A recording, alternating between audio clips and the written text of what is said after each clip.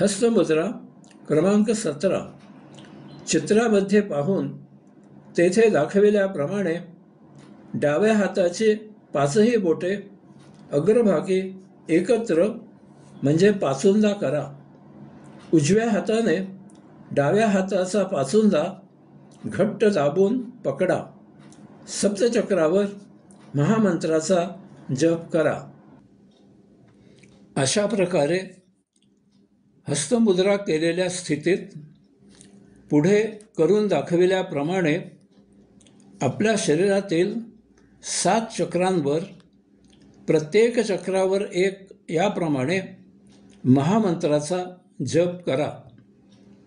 ओम तत्सत्त्वमसि. ओम तत्सत्त्वमसि. ओम तत्सत्त्वमसि. ओम तत्सत्त्वमसि.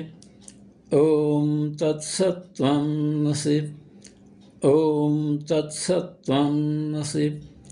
ओम तत्सत्त्वमसि.